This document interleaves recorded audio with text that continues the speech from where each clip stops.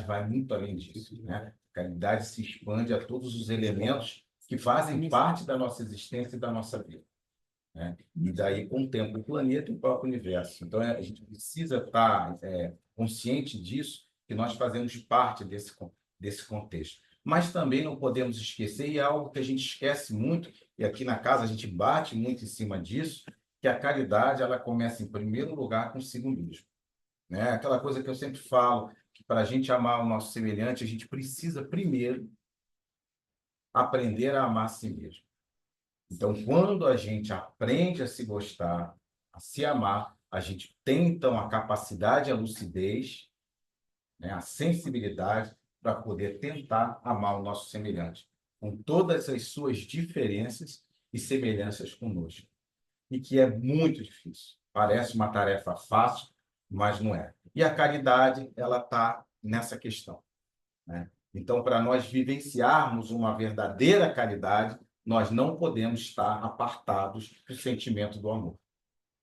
Então, se a gente, na nossa relação com o próximo, a gente, por exemplo, sai doando coisas materiais, por exemplo, R$ 2 na esquina, 1 quilo de alimento, algum utensílio, dinheiro mesmo em maior volume, qualquer coisa desse tipo. E até a nossa presença no trabalho voluntário, por exemplo, a gente vai, como aqui na casa, que é trabalho voluntário, a gente vai estar num ambiente desse. Se essa nossa ação, essa nossa atitude não estiver revestida, baseada, calcada no sentimento do amor, não é caridade, é apenas doação. É uma atitude que você tem externa para o mundo, onde você está colocando alguma coisa para alguém. Para ser caridade genuína, o sentimento do amor tem que estar presente. E aí você vai, mas faz diferença para quem está recebendo? Faz. Primeira diferença é a nível espiritual e energético. Quando você doa com amor, portanto, caridade, você não está doando só o objeto em si. Você está levando junto com esse objeto uma energia ligada ao sentimento maior do amor, que faz uma diferença enorme para quem está recebendo. A pessoa até que me deu esse exemplo tem muitos anos. Deve ter mais de 20 anos isso, que essa pessoa falou isso para mim. Não tem vez de falar isso, porque aí eu vou denunciar a idade da pessoa, ela está presente, inclusive. Aí, que não é a Sara. Não é a Sara. Ela diz que eu pego no pé dela, não é a Sara. Essa pessoa falou uma vez de uma doação, um trabalho que tinha dentro da empresa dela. E que uma pessoa que era médium e tinha sensibilidade, ela percebeu num daqueles brinquedos que era doado para as crianças uma energia envolvendo aquele brinquedo, diferente de outros brinquedos. E aí, eu não me lembro agora como foi, se ela foi perguntar a essa pessoa, que era médium, né, na verdade, e aí foi saber que aquele brinquedo foi doado com esse sentimento do amor. Então, ali, aquele brinquedo não era apenas uma doação, era um ato de caridade. Então, eu fico imaginando, para a criança que recebeu aquele brinquedo que tinha todo aquele sentimento do amor envolvido, e uma outra criança que recebeu o brinquedo, não que a criança em si, que pegou outro brinquedo sem energia nenhuma amorosa, não tenha gostado, não tenha rido, não tenha brincado. Com certeza fez isso, né? Porque muitas vezes quem recebeu tem uma carência enorme de coisas materiais. Mas aquela que recebeu o brinquedo com a energia, além de ter toda essa alegria do recebimento, foi tocada com certeza de uma forma muito mais profunda nas suas fibras mais íntimas, do seu espírito. E talvez a alegria dessa criança tenha perdurado com aquele brinquedo muito mais tempo do que aquela outra, que talvez tenha brincado durante um tempo e depois ter colocado o brinquedo de lado. É diferente e a gente não se dá conta disso, porque a gente não vê, não mede esse tipo de coisa. Mas isso acontece sim.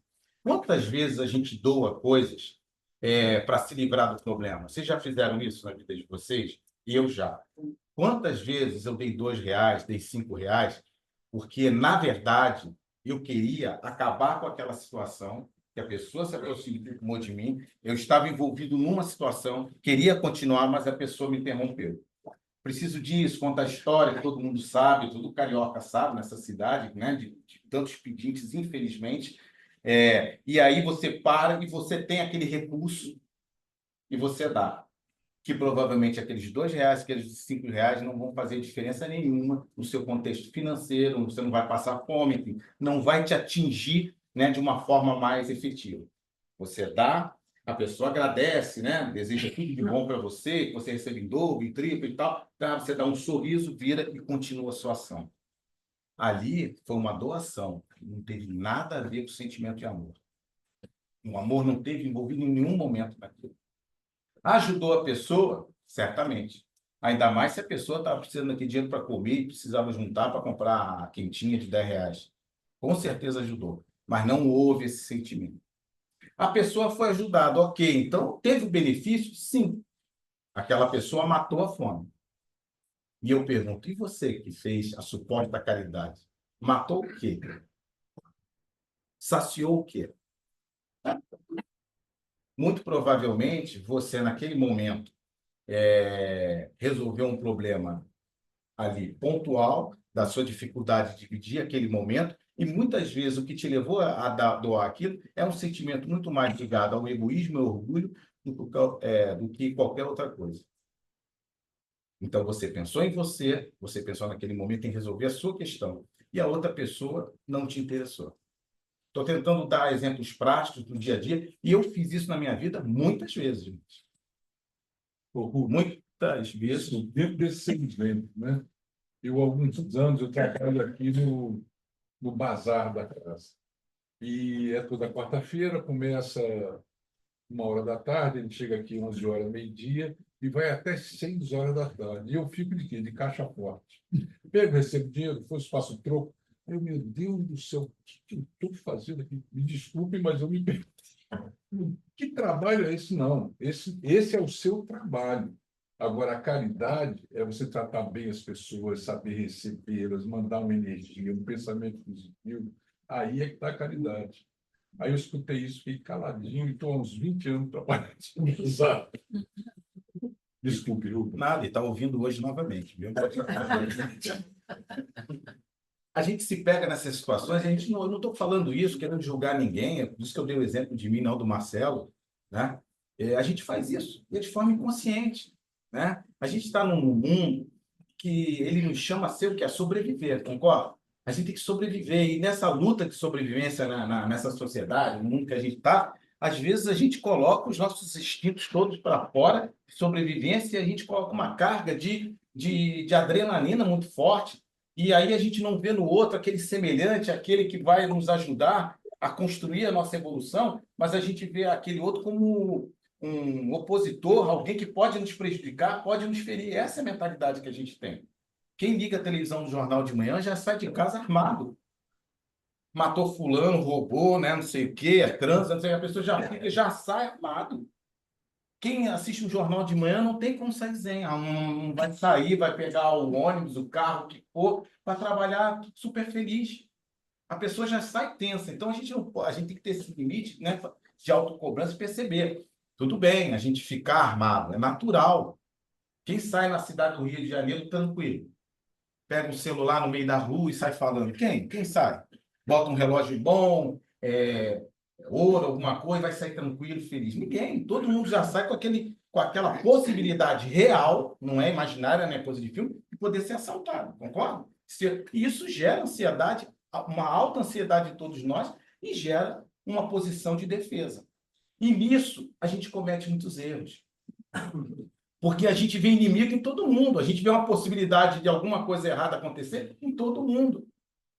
A gente começa a generalizar, isso é muito ruim. E a gente se distancia desse sentimento do amor. A gente não percebe o outro como próximo, como semelhante. A gente começa a olhar o outro como alguém que é perigoso. E a gente tem que estar atento a isso. Por isso, estar aqui hoje, numa casa como essa, qualquer outro local que a gente passa alguns momentos refletindo sobre essas coisas, é fundamental para despertar, acordar a gente. Espera aí, não é assim. Eu tenho que dar uma chance para que dentro desse meu contexto existencial, dentro dessa minha rotina, sobe espaço para o amor, sobe espaço para a gentileza, sobe espaço para a caridade real, sobe espaço para eu ser mais autêntico com o meu semelhante, sobe espaço para eu me olhar no espelho com verdade, com autenticidade, sem mentiras, sem enganos, sem engodos. Então, a gente tem que estar toda hora se policiando com relação a isso, para que a gente possa estar mais conectado com essa realidade. de que nós não somos essa violência só, que o mundo não é só isso que ele nos passa, é muito mais que isso. E que nós podemos sim contribuir para esse mundo melhor. Parece que não estou falando da caridade, mas eu estou falando. Olhar o mundo com esse olhar de amor é olhar o mundo com um olhar de caridade para esse mundo, dar uma chance para que esse mundo dê certo. Quando eu olho o mundo dessa forma, acreditando que ele pode dar certo, que eu faço parte desse processo, não como se ele estivesse lá fora, as pessoas têm que resolver o problema do mundo. E aqui eu fico esperando um mundo melhor. Não, não é assim que funciona. Eu faço parte desse mundo.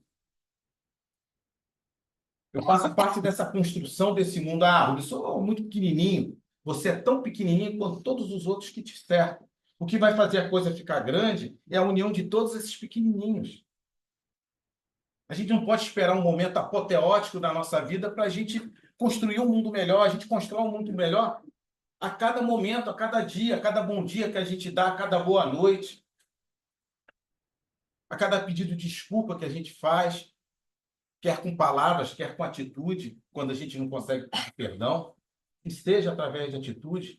Mas quando a gente faz esse movimento, que eu entendo esse movimento como um movimento amoroso, a gente está transformando o mundo. Isso é um olhar de amor pelo mundo, pelo meio que você está inserido. E não tem outra forma de mudar. O que acontece muitas vezes no mundo de hoje é que nós, nessa proteção, a gente vai criando nichos e bolhas, achando que ali a gente está protegido e nada nos acontece. A gente vê isso muito pelo mundo. Vão criando, né, grupos, não, aqui eu me protejo. Não adianta. O caos que está ali fora, ele só modifica quando a gente abre essa bolha e a gente também participa. A gente dá uma parte da nossa existência para esse mundo. É isso que vai transformar o mundo. Então, quando a gente agir junto ao nosso semelhante, a gente tem que estar olhando esse semelhante como semelhante de fato. Não como um opositor, um risco, mas como alguém, como eu, cheio de dificuldades íntimas, mas com também muitas qualidades adquiridas, conquistadas ao longo da evolução, que está nesse mesmo barco, que está buscando se conhecer, se entender, que está buscando o sentido da vida, e que sozinho vai ser muito mais difícil ele conseguir alguma coisa, como eu também. E que juntos, compartilhando e não concorrendo à existência, mas compartilhando a existência, tudo se torna melhor. A Olimpíada está aí, termina acho que domingo, muito interessante ver lá, achei muito as pessoas superando a si mesmas, né? Enquanto superação de si mesma é excelente, tal, achei muito interessante, mas o mundo aqui fora, gente, a gente não está numa Olimpíada querendo ganhar medalha de ouro para mostrar para os outros. A Olimpíada que tem aqui é a conquista de si mesmo. A medalha de ouro que você dá é pela superação a você. E o atleta também deveria ter isso em mente sempre. É superar a si mesmo. O ouro é uma conquista com ele mesmo. Eu não tenho ouro porque eu fui melhor do que o outro, que nem chegou na prata e nem no bronze. Cheguei no ouro porque eu venci as minhas limitações. Eu não necessariamente fui melhor do que o outro. E na vida é assim. A gente tem que entender que a nossa convivência é essa busca constante de excelência de nós, dentro de nós, e não de uma disputa desenfreada onde eu tenho que, a todo momento, provar para o outro que eu sou melhor. E para entender a caridade, a gente precisa entender tudo isso que eu falei.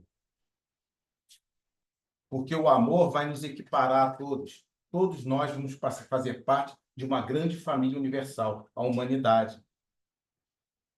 E nós, espíritos, acreditamos a própria espiritualidade como um todo, até os desencarnados. Nós somos uma grande família, nós estamos num grande bolo evolutivo, nós estamos todos aqui no planeta Terra, expiação e provas. E, portanto, todos nós aqui somos importantes e todos nós crescemos com a participação de todos. Ainda que nós precisemos aperfeiçoar e melhorar a nós mesmos, em primeiro lugar.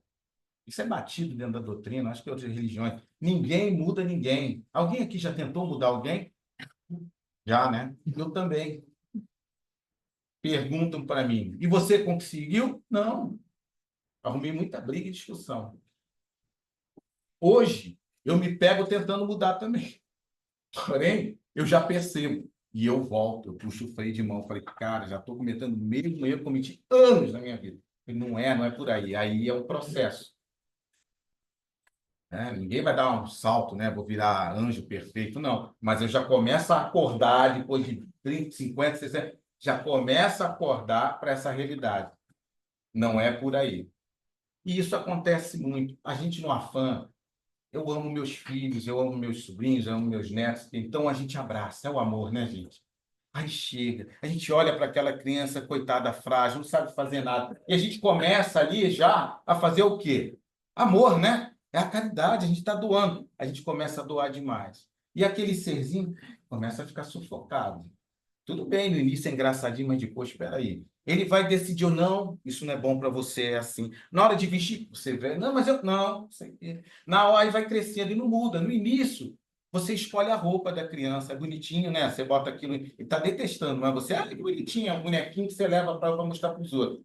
Vai crescendo. Até o ponto que você escolhe a faculdade que ele vai fazer, o curso que ele vai fazer, a esposa que ele vai escolher, o esposo que ele vai escolher, qual o tipo de amigo. E aí, determinadas situações, há casos extremos que a pessoa cresce, vira um adulto totalmente inseguro, incapaz de escolher, porque sempre escolheram por ele. E o pior, sempre disseram para ele que ele não sabia, que ele era incapaz de tomar decisões. É isso que ele aprende, ele guarda para ele. Vira um adulto seguro. Aí o que ele faz? Se é um homem, vai procurar uma mãe na esposa, né? Se é uma mulher, vai procurar o pai no esposo. E as relações vão indo dessa forma, mal resolvidas. E isso vai muito por esse sentimento de amor, que na verdade não é amor. É posse, é egoísmo. É nós acharmos que sabemos o que é melhor o tempo todo para o nosso semelhante. E muita gente, nesse afã, nesse amor, né, nesse sentimento de amor ao próximo, ele sufoca, ele não deixa que o outro seja ele mesmo. Ele não deixa que o outro cresça. Pergunto, está sendo vivenciado realmente o sentimento de amor? Não, o sentimento de posse. Quantas vezes a gente fala que ama, quando na verdade a gente está tomando posse do outro ou dos outros? Até de amigo acontece isso. A gente se pega tendo ciúme de amigo, não é? Está dando mais atenção para fulano. Poxa, ele falava tudo comigo agora. Tem essas coisas. Até um certo nível é normal. Só que para a gente perder esse normal e começar a ir para o excesso é um pulinho. Percebem como viver esse amor, a gente precisa estar atento, a gente tem que trabalhar o tempo todo, a gente tem que exercitar esse amor e perceber, eu estou amando, eu ia falar odiando, mas é forte, né? Odiando também não, né? Até que pode. Mas assim, eu estou amando ou eu estou possuindo? Ou isso é um apego apenas? E eu estou falando de relações, porque isso tem com relação ao objeto também, né? A gente fala e tal, e a gente se toma desse apego das coisas. Mas o pior apego que a gente pode ter é o de sentimento, é o de pessoas, né? Então, a gente, na desculpa de que está amando, na verdade, a gente está obstruindo aquele outro ser se desenvolver, de ser feliz, de ter a capacidade de fazer as suas próprias escolhas, escolher o seu caminho, ainda que erre muitas vezes, como todos nós aqui erramos. Mas é através das escolhas, dos acertos e dos erros, é que há o crescimento, há o amadurecimento do indivíduo. E quem ama sabe disso. Quem ama, por mais que dê até uma certa aflição, nós somos espíritos imperfeitos, diante daquele que a gente gosta, e vê que a pessoa está tomando um caminho, mas a gente sabe que aquilo é importante para o crescimento. A gente acompanha. A gente não vai dizer, não pode, sai. A gente deixa, mas está ali do lado. A hora que tropeçar, a gente dá a mão. Isso é amor. Você ajuda a levantar, mas não vai carregar no colo. Tem até aquela passagem que fala que nos momentos difíceis, apegadas, conhecem essa de Jesus? Nos momentos difíceis, agradecendo, porque quando ele viu só tinha dois pegados, que era quando Jesus carregava no colo. É muito bonito isso. Mas eu fiquei pensando, poxa, será que é mesmo? Aí, como um bom espírita, a gente está sempre questionando as coisas, né? Vira um carne de pescoço, tem que tomar cuidado, espírita. Aí eu fiquei, não, pô, não, peraí. Era melhor o seguinte, ter as 4 pegadas, mas ele me dando a mão, ele me levantando e caminhando comigo. Mas eu preciso movimentar minhas pernas, que é ali que eu aprendo. Se Jesus me carregar no colo, como é que eu vou aprender? Eu caio, ele carrega, eu caio, ele carrega. Não fortalece a musculatura das pernas. Não anda, cai, ele não. Aí, quando eu faço o esforço de levantar, eu estou crescendo, eu estou ganhando musculatura. É a mesma coisa nas nossas experiências.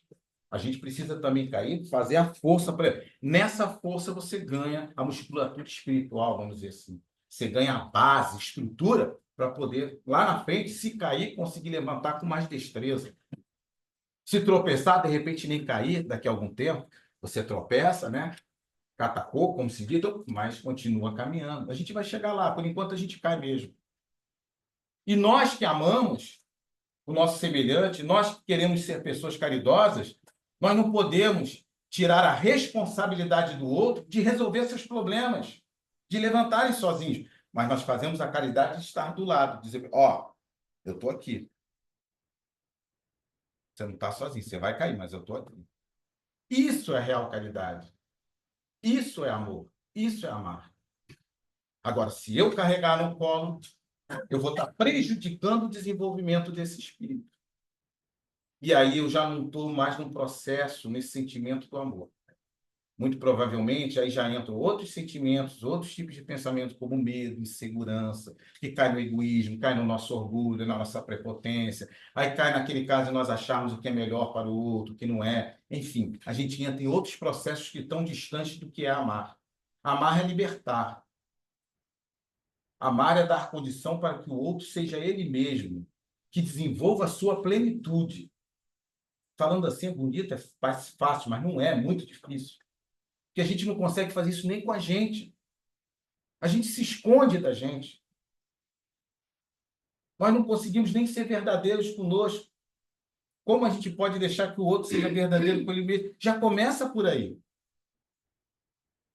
Então é preciso que a gente amadureça esse tipo de entendimento, esse tipo de percepção na nossa relação com os semelhantes. Perceber que a gente precisa estar com o outro, sim. Nós não podemos ser omissos. Nós estamos com o outro, o que der e vier, mas sempre permitindo que o outro faça suas escolhas, ande com as suas próprias pernas e se desenvolva como espírito. Porque eu entendo que eu sou tão falho, tão limitado quanto ele, e que em algum momento, se hoje eu o acompanho para que ele, se caiu, dê a mão, amanhã será ele que estará me acompanhando, porque eu poderia cair e precisarei da mão dele. Isso é amar.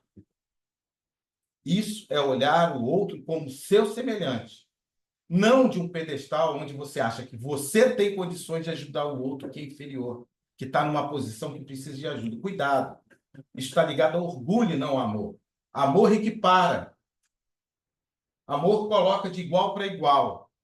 Eu ajudo o outro porque ele tem a possibilidade de cair, tanto quanto eu terei a possibilidade de cair. E, portanto, um ajuda o outro para que a balança se equilibre.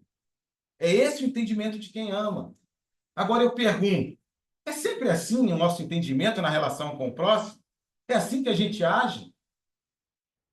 E aí a gente tem que ter muito alto amor para ter a coragem de reconhecer que não é assim que a gente faz. Porque em muitos momentos da vida, quando a gente se olha, a gente não diz a verdade. A gente fala, não, eu estou amando. E não estamos. Então, o primeiro passo é sermos verdadeiros conosco mesmos. Partir dessa coragem de reconhecer que em muitos momentos da nossa existência, inclusive com aqueles que hoje compartilham a existência com a gente, e que dizemos muitas vezes que amamos, em muitos momentos da nossa existência, nós não os amamos, nós o usamos. Mas não tem problema. Isso faz parte da nossa evolução, do nosso nível evolutivo. Não tem problema nenhum. Ninguém vai sempre em linha assim, ó, reta, ascendente. Nós somos assim. Tem dias que amamos realmente, de fato, ficamos felizes pela conquista do outro, compartilhamos. Tem momentos que não, a nossa insegurança está danada, e a gente apega o outro e diz que o outro não pode, não é assim, não sei o quê. Somos donos da verdade. mas no outro dia a gente acorda, já estamos de sorriso de novo e queremos aquela oscilação. É tipo aquela oscilação hormonal, né, que a gente tem, a gente fica naquilo. É assim mesmo. É o nosso nível evolutivo.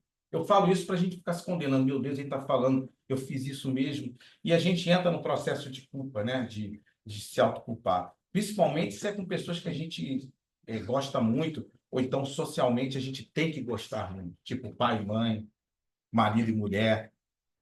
Não tem problema com as pessoas que a gente gosta e ama, e que, segundo a sociedade, a gente também tem que amar muito, mesmo que o outro te bata, você tem que continuar amando, porque é tua mãe, teu pai, teu esposo, tua esposa, então você tem. Não, não é assim, gente. Amor é liberdade. Você pode amar a pessoa e discordar dela. Quantas vezes eu, falando com você, vi isso na minha cabeça, quantas vezes eu falei que amava, não sei o quê, e eu discordava, mas eu comigo, eu tentava me convencer que não, que a pessoa tá, eu intimamente achava que não era o caminho. Mas eu, para mim, na minha conversa mental, dizia, não, é esse mesmo, é esse. Porque eu amo, eu não, não, a pessoa, e eu não podia contrariar. É meio doido, né? Mas é assim que a gente faz, sem se perceber, a não ser que você esteja se olhando, seja promovendo de fato um autoconhecimento, esteja levando a vida, se observando, nada tenso não, mas olhando um pouco o que você está fazendo, não é vivendo assim, de forma alucinada, mas olhando um pouco para a sua vida, você percebe, alguns não, opa, isso aqui não está bem. Mas é isso mesmo.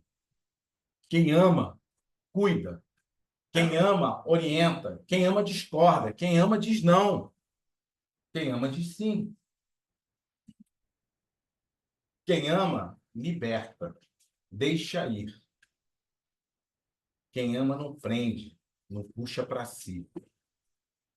Que a gente consiga aprender, que a gente saia dessa noite com um pouco de reflexão com relação a isso. O que eu estou fazendo na minha vida? Será que eu estou prendendo? Ou será que eu estou deixando ir e fluir? Qual é o meu medo? Deixar, de deixar o outro ser ele mesmo, de fazer suas escolhas, de tropeçar. Onde está o nosso medo? Pensem sobre isso. Libertem-se. A caridade é um convite a cada um de nós viver experiências libertadoras, experiências de igualdade, eu acho. Quando a gente se envolve no trabalho de caridade, um trabalho voluntário, onde a gente de fato está imbuído ali no sentimento de amor, o sentimento e a emoção que nos invadem é de total liberdade, de realização.